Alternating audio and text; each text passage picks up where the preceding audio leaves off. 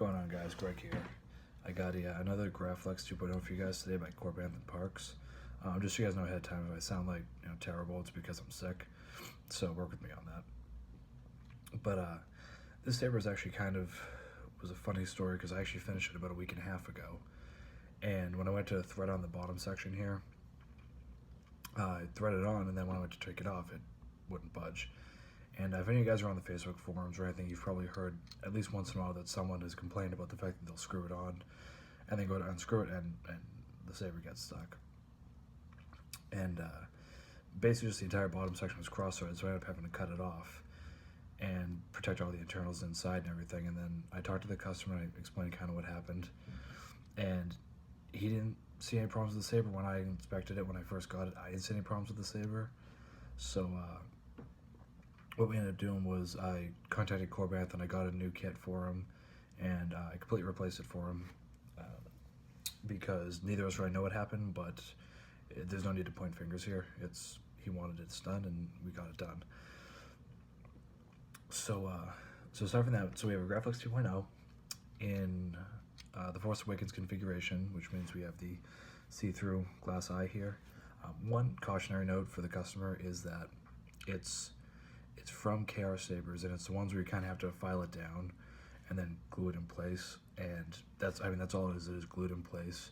So it's not a retention screw. Don't try and unscrew it, and if you can try, don't even try and grip it on there because there's a good chance you'll snap it off.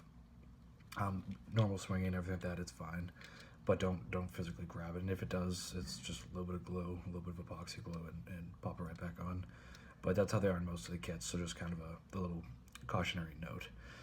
So yeah, it's a see-through Graflex eye. We have the KR Sabers blade plug with black and brass. We have red button activation right here. And then because we have the see-through glass eye and then the red button activation, I had to take this right here and I had to tap out the hole that this usually goes into. And see, that's a Phillips head screw instead of the regular Allen wrench. And so I tapped that out and I've got a longer screw and screwed that in. So that's what's holding your blade plug in there. And so it's just a regular screw. Unscrew it. It's got to be a little bit tight to get it in there, but nothing crazy. So let's see. Inside we have a NBv3.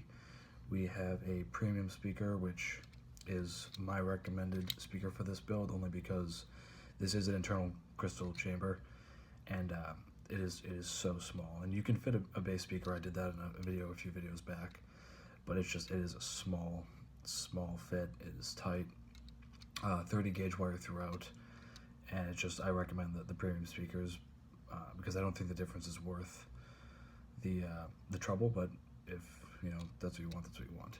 But so yeah, so premium speaker in here. Real quartz crystal, Goth 3 design printed chassis inside.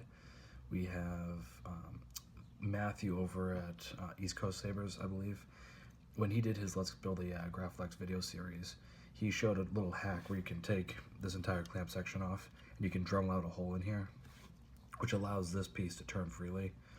And so I did that, and I'll explain that in a minute.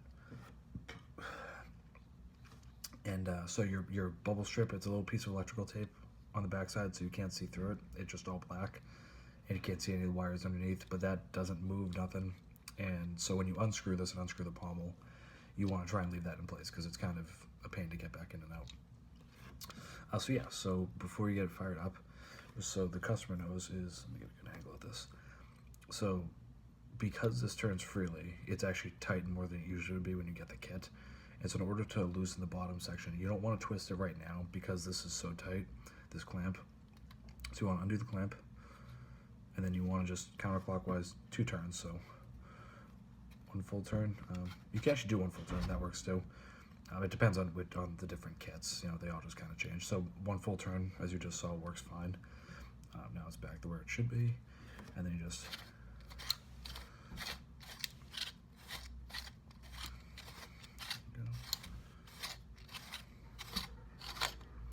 slides off. There you go.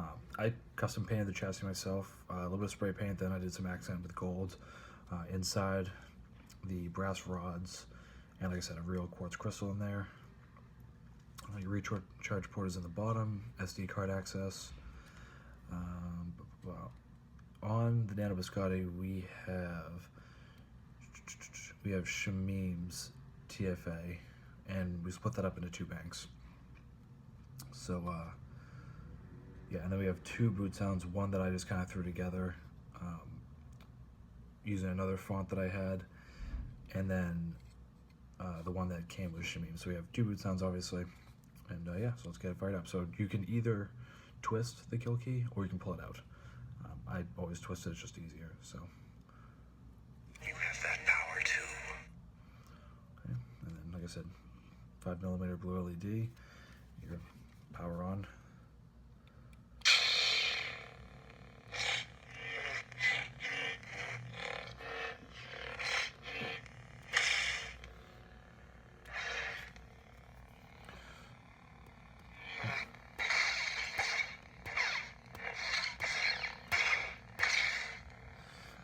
This is also a blue white LED, so a little bit of a darker blue, but not too dark. So more of the TFA style blue.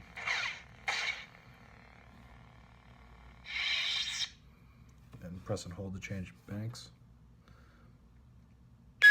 That lightsaber was Luke's and his father's before him, and now it calls to you.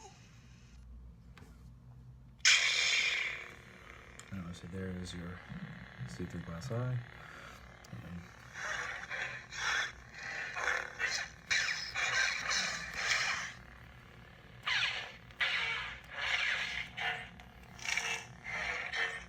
And power off. Like I say in every single video is that I am in a dormitory right now, so that sound is actually only at half level. So it will be louder when you get the saber yourself. And then for reassembly, you can either leave this kill key on, because you can also unscrew the pommel and access the kill key there, but just for the sake of the video, that lightsaber, take it out and then pop it back in where the hole is not going to be lined up. And take this right here, there, and then we just put that back, and yeah, and that is about it. And like I said, same thing here, you're going to twist this and put it back in. But I'm going to leave this displayed for now. So I'll leave it displayed. I'm going to see the crystal. I just want to kind of leave it until I get it shipped. So yeah, I hope the customer enjoys it, and thank you for being a little bit patient with that whole issue. And yeah, so talk to you guys later.